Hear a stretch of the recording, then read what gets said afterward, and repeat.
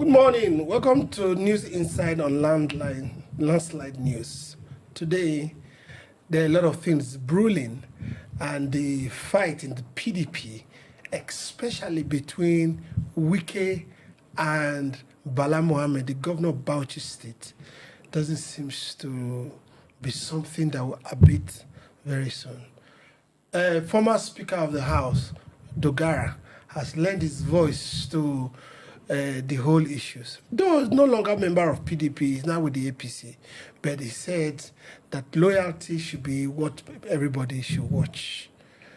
Honorable Ella, good morning. Yes, good morning, brother. Philip, good morning. Good morning. So these issues in PDP, who control the soul of PDP? APC, is it going to consume PDP? They don't want opposition. A lot of things coming up. Well, APC have not come out to say they do not want opposition. Neither has APC come out to admit that they are using members of PDP or some members of APC to go against, the unity and progress of PDP. But having said that, we all read, it's on the news at the moment, how the former Speaker of the House of Reps, Honorable Dogara, come out to say that Bala Mohammed knelt down, almost kissed Wike because he needed favor or support, financial support from Wike to emerge the governor of Bauchi State. Well, that is okay, but the question here is this: of what importance is that statement at the moment to Nigerians and the people of Bauchi State? Of what importance is it to our democracy?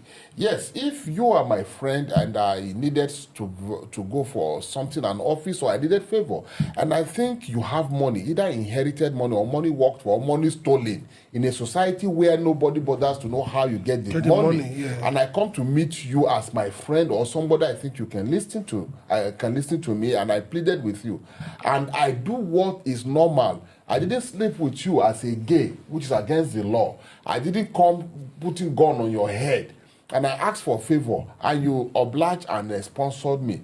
And so, what is the big deal? So the big deal now is that since Wike has helped Bala before. So what Dogara is telling Nigerians is this: that once anybody have either stolen our money, embezzled our money, or inherited money, or worked for money, and such a person have sponsored me to become governor or anything, now the person should have total control of me, not the people that elect me for me to represent them. Remember that a governor or a senator is supposed to be a slave. A slave in the sense that it's supposed to be, yes, a slave. If you are in school or you are a captain of a team, and then the other players would have voted you, not because there could be people that are as good as you. Or even better. If three of you are as good as like that, now it will come to you people deciding on one person, because it's only one person that can be a captain at a time.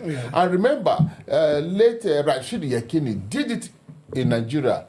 When every of his teammates were helping him, of course, working as a team, the moment he scored that first goal in US 94, if I'm not mistaken, 94, something like that, and he got the little bonus, and he forgot that it was a team thing. The Omokachi and Co., they played politics.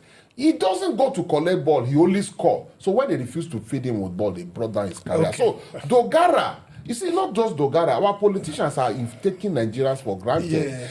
Of what important? You should talk things that is what Bala Mohammed is saying. Are there things that will benefit the country? I think the answer is yes. So instead of you to either support him or keep quiet, you want to be relevant by saying Wike sponsored him. Today I'm coming. You are saying Fubara is there. I'll come back to you. Thank you. I'm sorry. Yes. It's annoying. Philip, the cases. I don't really know why Dogara is interested in. I can look forward and know why he's interested, but he's a member of the APC at the moment. Now he's coming to PDP to talk about the leader of the Governors Forum in PDP and Wike. Well, if you said Honorable Dogara is an APC member, I want to draw your mind backward a little. Before fallout of the Muslim ticket in APC, some Christian from the north, especially Dogara and Lawan, former SGF, they they said they cannot work for a Muslim ticket, and they pitched tent with Atiku. But that's not to say whether they went to PDP or not. I do not know, but I know this what happened. Now, coming to the issue before us is this. Dogara has told us that Wike is the engine room that can make anybody governor, that he made Bala governor. And at the moment, Dogara is jobless and is looking for a job. Maybe if he becomes Wike's favorite, the way Wike procured the governorship ticket for Bala Mohammed and financially assisted him to become governor, same thing may happen. So he's working for his tomorrow.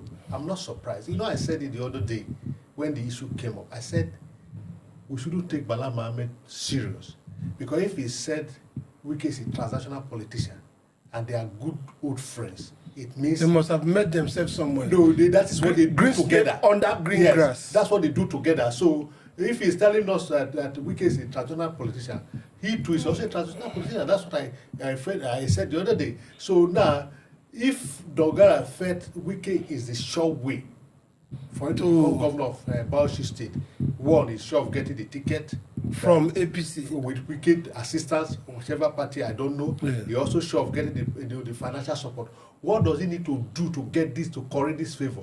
Is to lick his boot and sing his praises. So our allegiance, should it be to the country?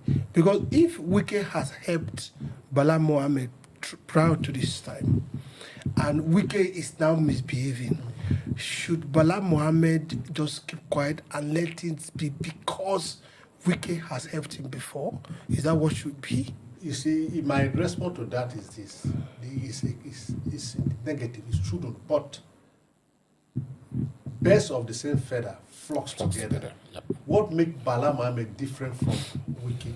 When Dogara said, what do you call it? Bala Mohammed lent down before Wike to collect money or to receive assistance. For me, it's what we will be staying in this country. Godfatherism.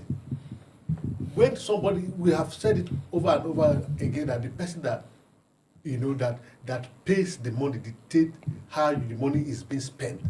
If Wike made you governor, it's expected for you to be loyal to him. You have to be grateful to him. That's what he's saying. But is that how it should be? It shouldn't be so. The people should elect the right person to govern them. And again, the people are not, they are not entirely excused for what is happening, because they go for the peanut. They want to go for immediate satisfaction. 2027 is at the corner. When it comes, it is only the man that gives them money that day. That's the person we vote for. That's vote buying. Forgetting that tomorrow is pregnant. Look at where we are today in this country.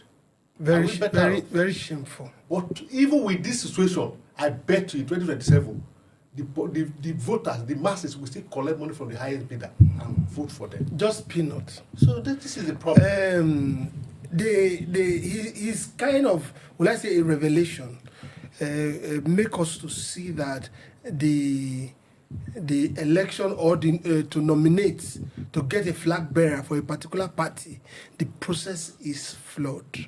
He told us how Dan Obi was put forward to go and conduct the election, how pick Wike. I mean, these are flawed processes.